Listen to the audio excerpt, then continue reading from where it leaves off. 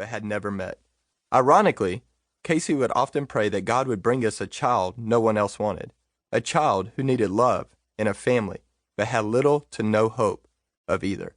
Still, we both visualized that our son would be big, muscular, and Christmas card photo ready. Casey woke up one morning and discovered an email from someone she knew only through Facebook. The person asked if we were open to adopting a child with special needs. Casey wrote back asking for some clarification. We knew very little about special needs, but enough to understand it was a very, very broad term.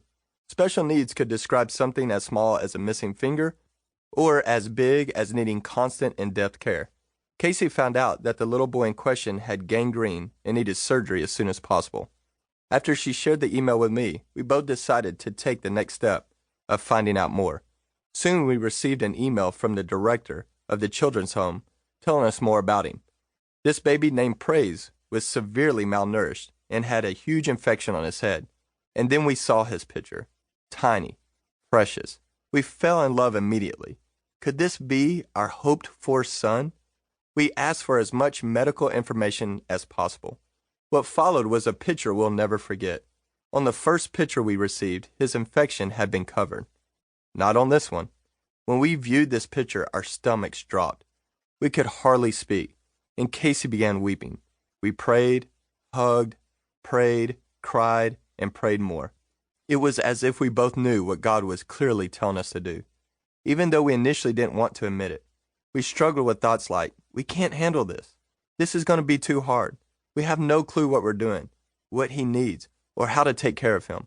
We certainly don't have time to take on something like this.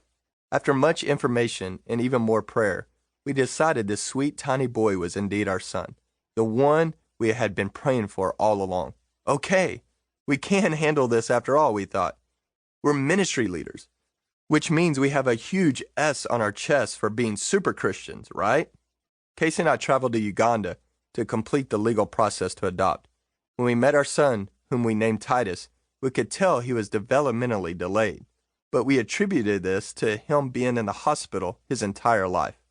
As time went by, we began to sense something more going on than we initially were told. Upon our return, Casey made an appointment for us to see an international adoption doctor.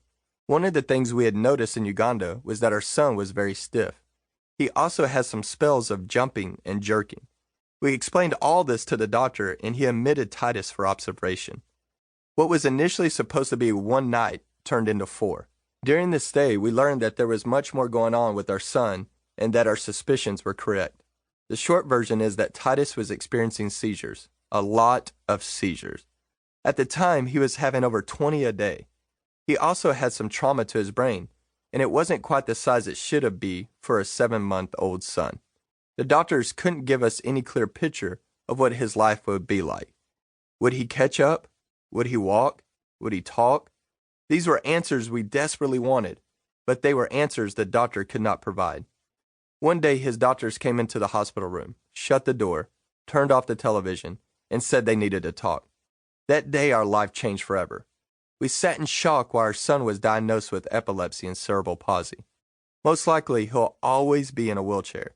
We won't ever get to play catch with him or see him run up and down a hill, and we'll never be empty nesters. Lord, what are you doing? This is not what we asked for, nor is this what we agreed to. Right, God? We had an agreement. After all, we're doing something spiritual here. We're caring for orphans like you commanded. This was your idea. We're being obedient, unlike other superficial Christians. Come on, God. We're probably your favorite pastor and pastor's wife. So you should honor our wishes and our good and perfect plan for our lives. We can't handle this. A most dangerous game. Over the next year of constant doctor's appointments, an MRI, an EEG, and 3 surgeries, we fell into a routine, almost a kind of game. It was a game of convincing everyone around us that we were okay. In fact, hey, we were doing great. Casey turned inward, and I hid in busyness. We kept it spiritual and repeated lies to ourselves that sounded very Christian.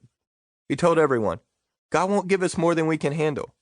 We just need to work harder and try to have more faith. But we were playing a most dangerous game. Casey was sad, angry, and even bitter. I was aloof